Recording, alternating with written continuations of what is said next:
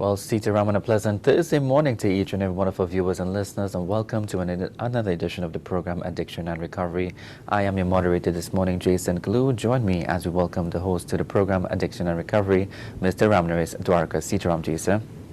I'm Jason. It's indeed a privilege and a pleasure to be here again this morning. I know it's a little bit overcast outside, but every day is a beautiful day. Once we are alive and we get the opportunity of living another day, we have more than enough to be grateful for.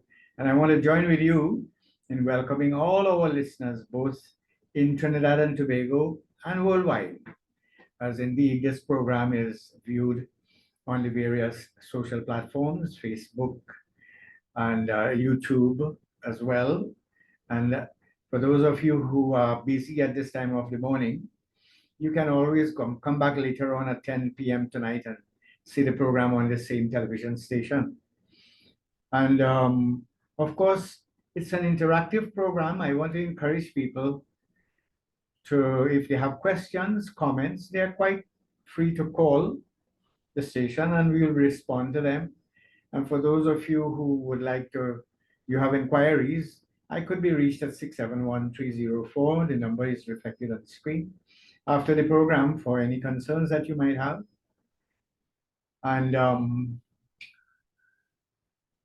as I mentioned before, these programs are all recorded and posted on YouTube under my name, Ramnaresh Dwarka, so that anyone, and you know, Jason, I've noticed a lot of people are going to the programs now that have been posted and they're using it as a resource because on those programs, there are all the different perspectives about substance abuse and drug addiction. There's a whole program on dealing with how you can identify whether you're an alcoholic or a drug addict, questions you may want to ask yourself. Then there are also there's programs on the challenges of remaining sober. There's a program on the various resources available in Trinidad and Tobago and worldwide that a person can access treatment and assistance for recovery. There's programs dealing with the various intervention methods in treatment facilities, the various component of treatment facilities, and the method used by Alcoholics Anonymous, that's the 12-step programs. There's also information there on how to select a program that might be unique to your particular needs. So there's a whole wealth of resource material there on YouTube that have been posted so that listeners can, even outside of the program timing, they can access it at their own pleasure.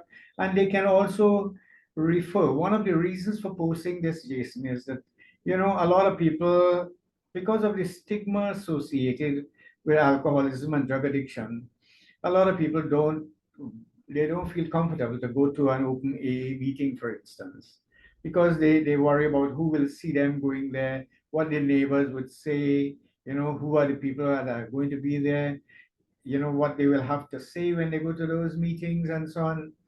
And they feel it's a little bit, you know, threatening to them. And of course, now we have the facility of online virtual meetings where people can go and remain anonymous.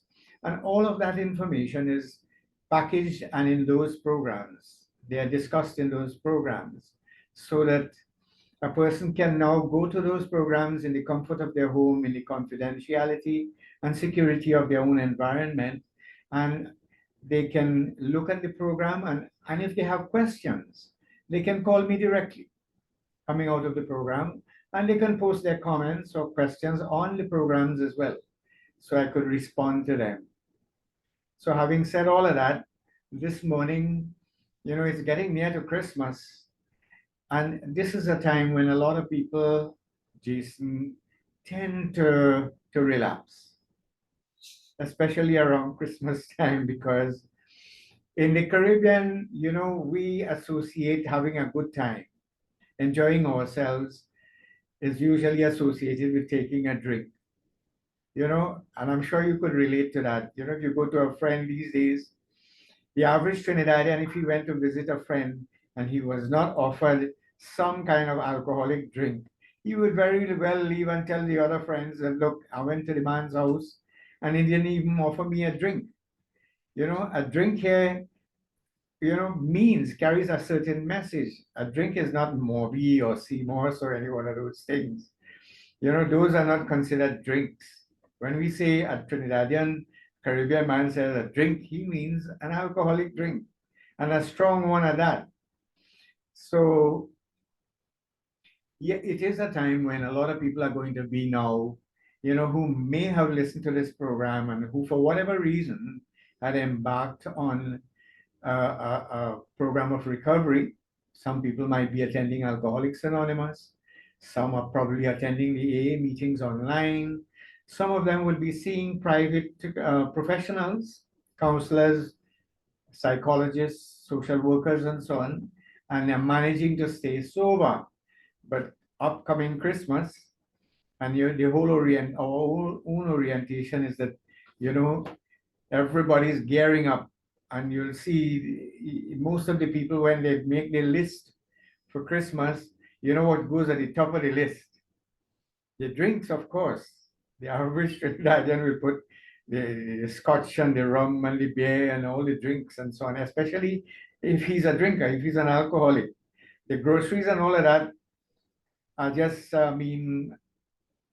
adjunct to the list. They are just in case we have extra money. They will skimp on those, but they don't skimp on the alcoholic beverages. They want to, because it is also part of presenting yourself as being prosperous. You want, when your friends visit, you must be able to have evidence that, look, you have the best drinks available. You know, and to that extent, I know people go for the fancy bottles and all of that. So, having said all of that, today I wish to speak about a very important topic, which is relapse prevention. So, if you are staying sober, if you have embarked, and this is not only for people who have recently started staying sober, because it doesn't matter how long you are sober, you know, like I stopped drinking on the 11th of December 1983. In a few days, it would be 40 years since I have stopped drinking. But notwithstanding that, Jason, I am just one arm's length away from taking a drink. And even after all these years, I can't take it for granted. You understand? I have to be ever vigilant. So, a lot of now, as I say this, this is a time all now where people are saving up the fruits and all of that, and they're marinating it and so on in preparation for the black cake. Black cake. I have heard people. I studied in Jamaica. Even in Jamaica, they have black cake. All Caribbean people, we are very innovative. So we bake it into the cake. The alcohol is used to preserve it. The rum. You can't have black cake with fruit cake, right? Without rum. Although I know some people have been able to make the fruit cake with the fruit alone and the rum alone. But a person who is in recovery, Jason, it is their responsibility, because there are some people who to keep themselves sober, because there are some of us who are psychologically dependent on alcohol, in that we used to use alcohol to help us to cope with life, to feel better about ourselves, to deal with um, feelings of inadequacy, and in order to enhance our ability to enjoy ourselves, we had to take a drink. Those are people who are psychologically dependent. And this is how a lot of people start off, with that, starting to depend on it to make them feel better, to feel brave, to ask a girl to dance, and to dance when the guitars are playing and all of that. They have to take a drink. So it relieves the self-restraint and the self-consciousness, so that you can really become that person that you admired or you'd like to be, when you take a few drinks. You can make that speech and all of that. But then over time, a lot of people become physically dependent in that the body starts becoming dependent. And when they stop, they go into what is called withdrawal.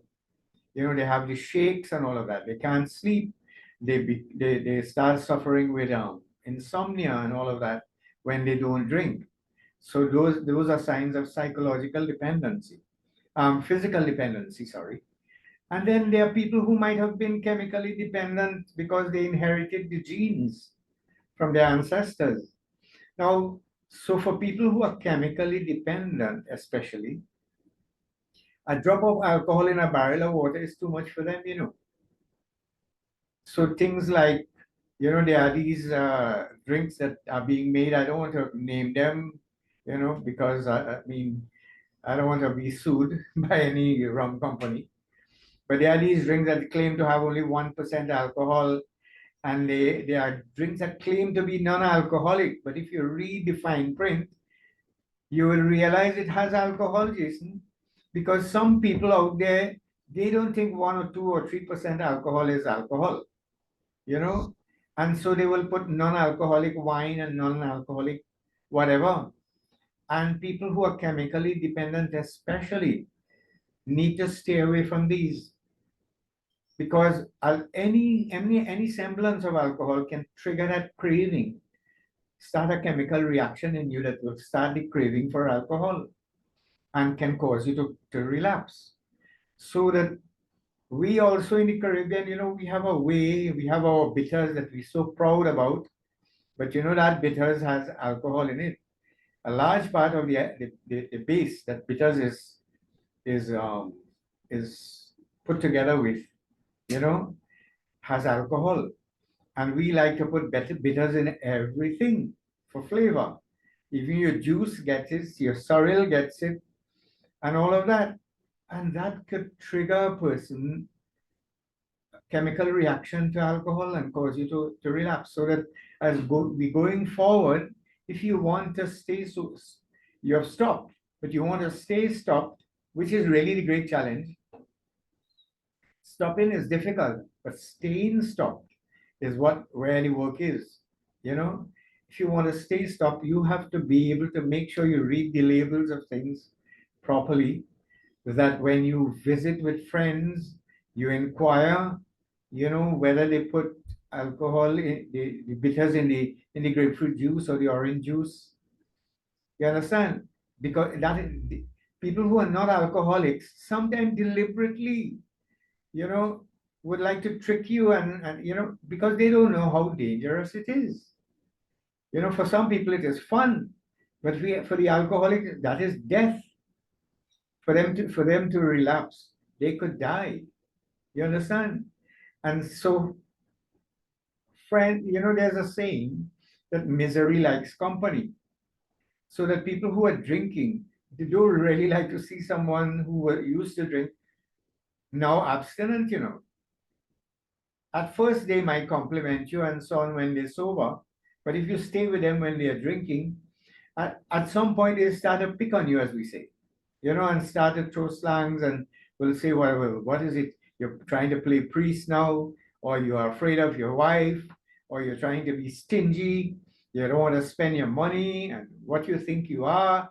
You remember when you were drunk and you behaved so, and send you on all kind of guilt trips, trying to egg you on to take that drink.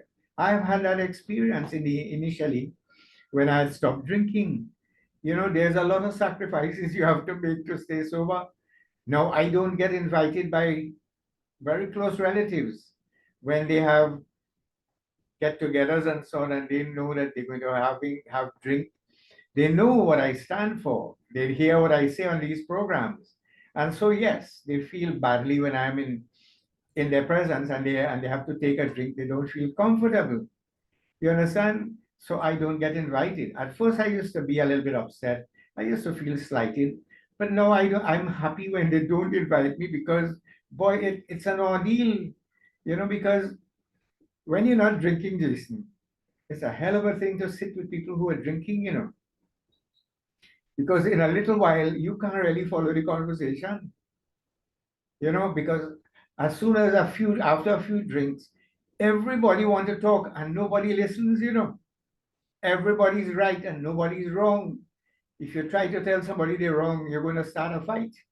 Mm-hmm. You understand? So rather than put oneself through that, it's better to stay in your safe environment. So that one of the first steps to recovery, stopping and staying stopped, is to distance yourself from where alcohol is available and these kinds of activities, especially in the beginning. There will be a time when you could go to your wedding, your party, and all of that. And I will, in future programs coming to the Christmas, I hopefully will give some tips how to deal with those invitations when you have to go. The workplace has a Christmas party and they are offering everybody's drinking and all of that. And you're expected to show up because let's suppose you're holding a senior position in the place. You have to be there. You can't say, oh, look, I'm going to duck out of this. Mm-hmm. So you need to know how to handle that. But we will deal with that hopefully in another program. But today I want to talk about relapse because relapse is not an event, is not a situation. You understand? Relapse is a process.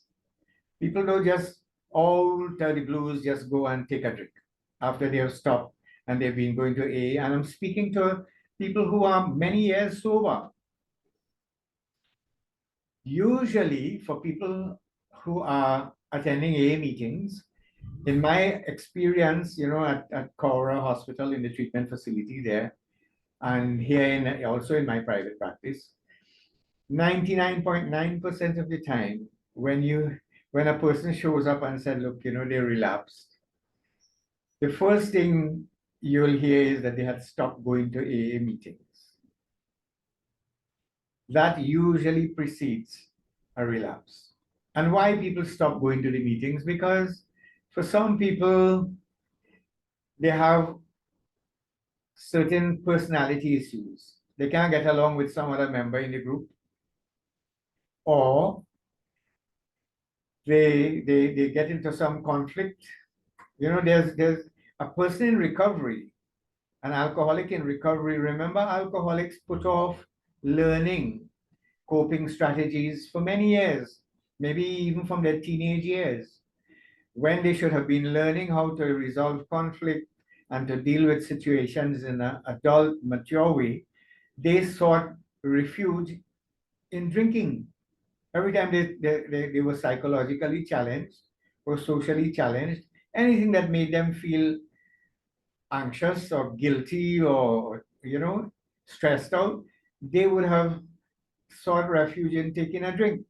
And as a result, they escape dealing with these situations. And that is how you become psychologically dependent on alcohol. So now you put down the glass, you still have to deal with conflict and personality clashes and stress and the mortgage and the light bill and whatever else, the problems that you might have created with during your drinking time with the neighbors and other people. You have to now deal with that on a sober head, and that could be very stressful. And if you do not learn how to deal with it, it's just a question of time. So that the disease that is alcoholism, Jason, is this drinking is only one of the symptoms. And I'm sure I would have spoken about this in the past, but I'll speak about it again. Drinking is the medication that we take for it. We self-medicate with alcohol. You understand? But what is the real problem? A lot of times the problem is our inability to cope, our low self-esteem, our desire to control everything around us, our aggressive attitude, our intolerance, our impatience. All of these are symptoms. Our dishonest inability to be honest, wanting to be in control. Our ego basically is what would have drove us to drink and to continue to drink. Mm-hmm. And if we don't go back and fix those things, it's just a question of time when we will go back and drink. And that is the reason that people in recovery, it is suggested that you go to AA meetings because there's a 12-step program that we have discussed in the past, Jason, you'd remember, Mm-hmm. and how it relates to recovery, how it helps a person to deal with all of these problems. So that if you don't go and deal with all of those problems now that you put down the glass, it's just a question of time. Now, I know there are few people who would call the program and who will say, look, I never go to AA meetings and I have been able to stop. I've met quite a number of people, but they are in the minority. Not many people can do that. You know, there might be people who were social drinkers and they could stop comfortably after some incident or something, some situation. But for those people who have become compulsive drinkers, who are really alcoholics, real alcoholics, it's very difficult to stop and stay stopped. Some stop, but staying stopped becomes a problem. So that going to meetings, not only just going and sitting in a meeting and listening to people, but becoming willing to practice the program of recovery. Those 12 steps that was discussed before, those would be the things that would help now to, to teach the person how to cope with the old problems that you normally drove them to drink. So that going to meetings is very, very important. Now, why that is important? In order to stay sober, because you know the way our minds are made up, Jason, we we we tend to remember pain, but for a short while. It is estimated in psychology that within 6 weeks of a crisis, the crisis redefines itself. A person can't stay in crisis over the same situation for more than 6 weeks. In fact, the brain is programmed in a way that we don't remember pain for the rest of our life. You know, if you're walking down the road and you stump your toe, for maybe the next hour while you're feeling the pain, you're going to walk careful, right? Because you're still feeling the pain. But after a little while, you'll forget about that. And by the next day or 2 days later, you'll be walking the same way you were walking before. So that if a person, all right, a lot of people tend to make that final decision to stop when, let's suppose, they are stopped by the police under the influence and they're charged with their driving under the influence. And now they have to go to court. And the court is now referring a lot of people to Alcoholics Anonymous to show evidence that, look, you're doing something about your drinking, and that is used as a mitigating circumstance so that you could get back your license and all of that. So that because of the incident, some people will stop. Or you were threatened to lose your job, or you suffered some health condition that the doctors told you, now, your liver is so bad, if you continue to drink, you will die. And so you decide to stop.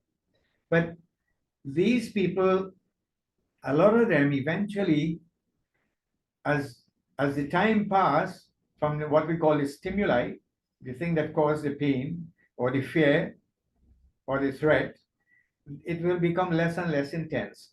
And eventually, a lot of these people will go back to their old habits because remember, they were not using drink and drugs because they like the taste of it, Jason. They were using it to help them feel better about themselves. They were using it to help them to feel good. They were using it as a self-medication to treat insomnia and anxiety and depression and all of those things. So for people who have been self-medicating, they just can't stop just like that. They have to get help now to deal with the old problems that they used to use alcohol to help them with. So that this is why going to meetings, going to counseling, having a sponsor, all of those things is critical if you are going to stay stopped, if you are going to prevent relapse. As I say relapse, let me just qualify that. Now, there's some people who would tell you they have a slip, right? Okay, like for instance, if I went somewhere and by accident, or like, okay, for instance, I went on a European tour just before the COVID, and my wife is my official taster. You know, we were in Germany and we had gone to one of those Oktoberfest, they call it. on the Rhine Valley, and of course it was a all-inclusive tour, and so we were sitting to dinner, and these people brought this black forest cake. And I love sweet things. And as I was reaching for it, my wife said, hey, hold up, wait. And she tasted it. She said, but this has alcohol. And then she asked the person who served it, and the person said, yes, that has alcohol. I said, no, no, no, no, no. And then told me I can't have it. Well, I'm also vegetarian, so she looks out for me in that respect to things that has meat and so on. She'll warn me ahead of time. Don't take that. That has meat in it. You know, so I'm fortunate in that respect. But at the end of the day, you have to take responsibility, because any one of those things can trigger the urge and the craving to go back and use alcohol. You understand? So the, so that it becomes your responsibility. You're not always going to be fortunate to have somebody around there who will tap you on the hand and say, hey, don't drink that. You have to take responsibility. So that, coming back to people who have been self-medicating with alcohol, it's a greater challenge. And I have spoken about that in the past as well. Some of the challenges to remaining sober. So that a slip, if I had had that cake, right, and then realize after I had it, wow, it had alcohol in it, that would be a slip. If, however, because I broke that bond that I have about being sober, and now because I had some alcohol, I feel like, I could take another drink, then that could lead me to what is called a full-blown relapse. You understand? And so that one has to be careful, you know. And even if you're now, usually if a person relapse, as I said at the start of the program, it's not a situational thing. It would mean that somewhere back of your head, you were harboring the idea that you would be able to go back and take a drink and you've been toying with it for a long time.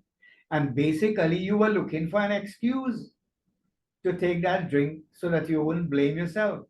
And then you could blame, well, I didn't know and they gave me to drink, so it's not my fault. But Jason, that's why Yeah. they put your nose up right above your mouth.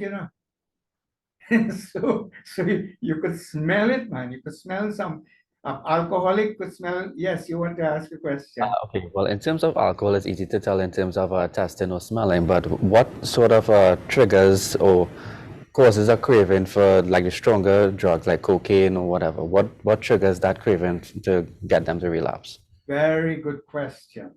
Mm. Very good question. Like, for instance, I used to smoke cigarettes too, Jason. Mm-hmm.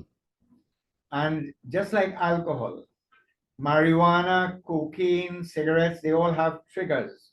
And one of the tasks, if you are going to, again, this ties in with what we're talking about. If you are going to be able to stay stopped, you better sit down and spend some time with a counselor and with guidance and discover all your triggers, because these would be the things that would make you vulnerable. Like, for instance, when in my smoking days, if I didn't have a cigarette for the morning, I couldn't sleep in the night.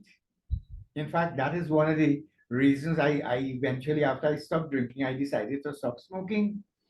Because after I stopped drinking, a short period after, a few days after that, a few weeks after that, actually, I was still smoking cigarettes.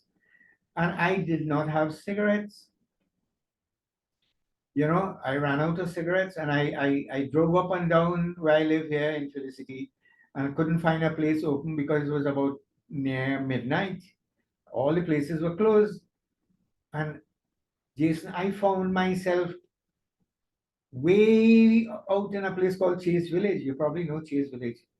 And there's this place of ill repute that is famous in Chase Village. I found myself in there just to get cigarette. And I asking myself, what the hell am I doing here?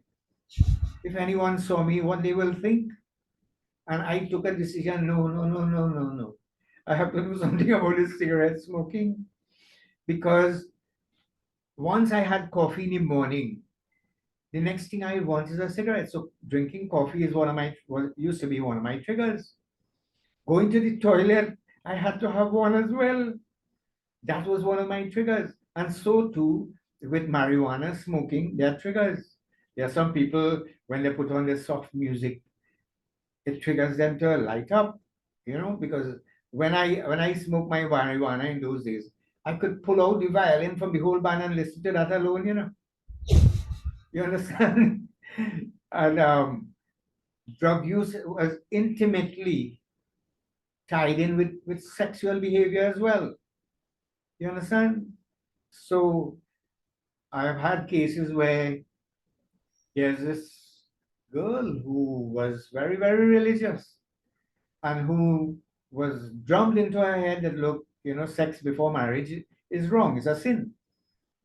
But she was addicted to that behavior. And so that because she will not feel guilty, she'll go and get drunk. And then, of course, it wasn't her fault. When she's drunk, she'll go and do what she has to do. So that, yes, these are all triggers. And everyone in recovery need to sit with someone. And this is why in Alcoholics Anonymous, Narcotics Anonymous, they recommend that you have a sponsor. A sponsor is usually a person who is in recovery for quite a while, who has been practicing the program, and who has reached to a certain level of development of insight that they can help you to identify these triggers. Because when you know what triggers you, like generally, trigger for all drug users is the environment. This is why you are told stay away from slippery people, that is, people who are still smoking, because they could trigger you to the extent where I just suggested that people in recovery, you know, especially people in recovery from the harder drugs, going to Narcotics Anonymous meetings, you'll meet other members, they're female, men and women go to these fellowships and tend to strike up a relationship. But in your first year of recovery, it's not a safe thing to be in a relationship with someone who's using drugs, because if they relapse, they can cause you to relapse as well. So they can become a trigger. You see how insidious this is, Jason. You understand? And if you are unaware, the, the thing is, if you know, it's just like these thoughts are like thieves. A thief, if you catch them, well, they're out. They can't continue thieving. Well, they're not supposed to. Apart from the kind of thieves we have in Trinidad, they will don't care if you dare you catch them or not, they still continue to steal. But thoughts are like that. Once you become aware that these thoughts or this situation makes me vulnerable, then you will take extra precautions, and not allow yourself, or you will avoid it all the same. You understand? So yes, there are triggers for both all the drugs, with marijuana and with cocaine, because cocaine is a stimulant. And so you find a lot of people when they want to have heightened experiences, like going to like performers and so on. They feel they have to, to send up their adrenaline. They will smoke up and so on, and they will tell you they perform better. When I was in India, I was in India for 3 months, and I used to be moving around with a group there. And the driver, if he didn't smoke marijuana, he can't drive. And I would be terrified because I used to smoke and I stopped, and I know when you're smoking marijuana, you can see all kinds of, you can hallucinate. You understand? You see things double and all of that. It affects your ability, your reaction, your response time. So yes, there are triggers, and it is important to recognize those triggers. One of the triggers is going back and lining with the same fellows who drinking. So I have used this analogy to explain relapse as it happens. Because for a lot of people in recovery circles, they often mention that relapse could be part of recovery. There are some people who, because of the crisis they found themselves in, they say that is enough and they will stop and stay stopped.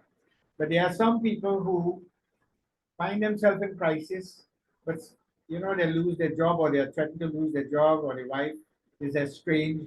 But as soon as things are regularized, they think, well, look, I could outsmart the system and I could do this on my own. And they set themselves up to go back and relapse. So that let's suppose staying sober is like being in Felicity Chabonas where I am. And being drunk is like being in Port of Spain, right?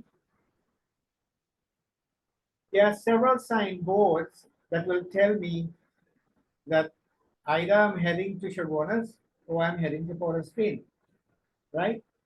If at the time when I stopped drinking, I let's suppose I was in Grand Bazaar, right? Near Rangwell somewhere. And if I am moving in a certain direction and I see a signboard come up that says Weimar, Warren Village, Charlieville, I know I'm heading to sobriety, right? Because eventually I'm on my way to Felicity Chabonas. If, however, I start seeing signboards that says Morva or Lavantil or Sawa and all of those places, I know I'm heading to Port of Spain. You understand? What are these signboards basically? I stopped drinking, but I still going back and liming with your friends. That's one of the signboards that are heading to Port of Spain. The next signboard is I start telling lies, still telling lies, you know, so the people in the house not trusting me. What is another signboard? I've started finding fault with the meetings, you know. I will say, man, every night I'm fellas talking the same things. I don't need to go and hear that. Which is of course not true. Because no two people could say the same thing the same way twice. You understand? But when you are in denial, when you still have reservations about your alcoholism and you are not convinced, you're only admitting that you have a problem, but you haven't accepted that you have a problem. These are the thoughts that goes through the mind. You know, there's a difference between admitting and accepting. And accepting that you are an alcoholic usually is facilitated by going to meetings and here listening to other people. Eventually, you accept and become comfortable. Look, you know, I can't really go back and drink, you know, Mm. because you could identify with so many people. And there are so many people in the meetings who thought they could go back and drink and they went back and they come to the meeting and tell you what happened when they went back. And most of them will tell you that they suffered more when they went back than they ever did before. So from those experiences, you learn, look, I don't even have to go and reinvent the wheel. I could just listen to these guys and avoid that from happening with me. You understand? And that is why the meetings are important. So that coming back to what are the signboards? You know, I am just contented to be abstinent and I don't really want anything more. I'm not going to practice the try to do to practice the other principles of recovery, you know, like doing an inventory and making amends and all of those things. I'm just going to the meetings. I'm content to be sober. And yes, now I put on the glass. I'm more concerned now with getting rich, building a house, taking the family for vacation. We all are good things, but you get so taken up in that that you neglect your own health and your own recovery. And the family is happy because now you know they're getting all the things they wanted to. And there's a whole chapter in the book called Alcoholics Anonymous that speaks to the family afterwards. If you remember last program, we spoke about the wives of alcoholics and the family after. What are some of the issues? How the families are affected. And family members, without realizing it, they are quite happy to send the alcoholic in recovery on a guilt trip and manipulate him to get whatever they want. They will always say, you remember when you hit me or when you deprived us of this? And he wants to now, you know, pacify and recompensate his family that he'll go along. And then this is why if you ever went to an AA meeting, you'll see there's a sign says, easy does it. Because just for an alcoholic to stay sober in the first year of the recovery, that is enough. That's difficult enough, you know. Because now remember, He has to deal with all those old emotions for which he's to use alcohol to help him to cope with. He has to deal with him on a sober head. So this is why it is suggested in your first year of recovery, a person should not attempt any big project. Should not, you don't want to go and get married now in your first year of recovery, because marriage in itself is a very stressful event. Even if you find somebody that you love and they love you, still the adjustment that is required in a relationship, negotiating a relationship, could become very challenging and stressful. So I'm saying that the person in recovery need to recognize long before they take that drink that they are heading towards a relapse. Once they start telling lies, they're going back aligning with the same drinking friends. They don't want to go to meetings. They are very selfish. You just put down the glass, but you're still behaving as though you're drunk. Still, being abusive to your family and all of that, so that you are creating more turbulence now as a sober person. And remembering in the old days, you used to use alcohol to help you to cope with those things. And now you don't have the alcohol, it's going to become very difficult. It's like you are swimming against the current. This is why it is important, again, that you seek the advice of a sponsor or you go to counseling. And I'm saying this not to put down counselors, but for people who have not worked and have an intensive knowledge about substance abuse and drug addiction, they are really not always competent to deal with this specific issue. This is one of the reasons that doctors in training are usually sent on a rotation. If you want to become a psychiatrist, for instance, you have to do a rotation through substance abuse. You must learn from on hand experience. Some of these things you just can't learn it from the textbook alone. You have to be in the milieu, you have to be in the environment. And I must say that in Trinidad, we are fortunate that we have a lot of psychiatrists that I know personally, that I work with, who have a very good knowledge of alcoholism and substance abuse. In fact, we had a good few general practitioners as well, as Dr. Sunarain from St. Helena. He was really a man very knowledgeable about alcoholism, and he has helped so many alcoholics. Professor Berbrand, to name a few people who have done yeoman service to the whole issue of recovery in Trinidad and Tobago. In fact, he had introduced Alcoholics Anonymous after he came back as a young doctor from Ireland. So coming back to the relapse prevention, you, the person, have to know what are your triggers. And you raised a very good question there. You have to know your triggers, because these are the things that would trigger a relapse. So it is a little bit different for everyone, but generally you need to avoid slippery people, as you say, slippery places, that is drinking environment, and slippery situations. You don't put yourself in situations where you might be likely to be induced to drink. You know, it is not to say that alcoholics are glum people, that they don't have any fun after they stop drinking. That is totally incorrect. In fact, now I can tell you from personal experience, now I really enjoy the things I used to do in the old days. In the old days, I'll get together with some friends. We'll buy a duck and buy our drink, and we go to Cora River and we make the cook. And next day, I am vomiting yellow and green, and I don't remember how I got back home.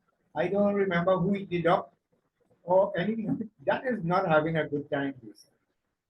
Now, I know where I go, I know what I did, and I know how I get back home. Now I really enjoy the things. I enjoy my food now. I don't have to worry about headaches and hangover the next day. You understand? So that alcoholics can have a very fulfilling life. In fact, there's so much more I could say about that in my own life. from my own experience. In fact, I now believe that my life really started after I stopped drinking. You understand? And it can be the same for anyone else. Because I went back to school, I went back to university, I qualified myself. And that's why I'm doing this program today. You know, if God had come and told me in December 1983, someday I would be sitting with Jason here doing a program on television, I would have asked him if he drunk. You understand? Because, you know, one of the symptoms of alcoholism is feelings of inadequacy. You never feel competent to the situation. This is why I would, if I had to make a speech, I would have had to take a good few drinks. If I had to sing a song, I would have had to take a few drinks. And you know what would happen with the speech and the song? They will get butchered. So that those traits are still with us. It never leaves us. But we have to learn new ways now. Those would be the underlying triggers that could cause a person to relapse. So that, of course, you need to, there are other things that a person might need to attend to. You know, during drinking, they may have caused a lot of problems in the family, you know, marital problems. They will need to address those. There might be people that they're owing money, they'll have to repay the loans and so on, and they have to make amends. Because if you don't do all of these things, these could also bring a certain amount of pressure and anxiety that could set the basis for you to relapse. So there's a lot more here. It's all tied in. And this is why Alcoholics Anonymous has been found to be a very comprehensive program. It not only takes the alcoholic out of the gutter, but it turns around and take the gutter out of the alcoholic and make you into a whole person that you don't have to go back and drink.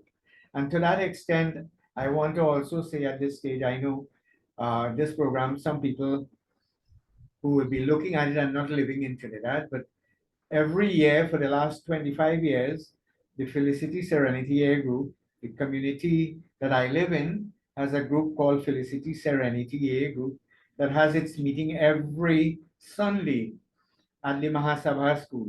And as I say this, I want to thank the Mahasabha board for allowing all their schools, Jason. That is really a gift to the society in Trinidad that is afforded by the Sanatan Dharma Mahasabha. All the Hindu schools, wherever it is required, Alcoholics Anonymous groups have been able to use them.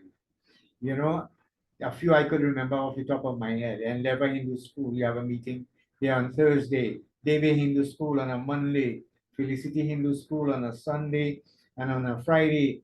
And so all through the country, the Sanatan Dharma Mahasabha, of which Mr. Vivek is now the CEO, secretary, has allowed to have Alcoholics Anonymous meetings. And this group has been running a marathon meeting for the last 25 years. That is, there's a meeting that starts at 8 o'clock on Sunday, on Christmas morning, and go all through the day, all through the night until the morning next day. And this is really so that to help people to around that time that they have a safe place they can go to. Okay, I think we are out on time today, but anyone have any questions, they can reach me at 671-3040. And I want to thank you again, Jason, for hosting me in the program. Yes, it's always a pleasure to have you in the program, Mr. Dwarka, and taking the time to do the program. And like Mr. Dwarka said, help is available for those taking that first step and also for those trying to stay stopped. So until next Thursday, I'm Jason Kalu, saying see you for now.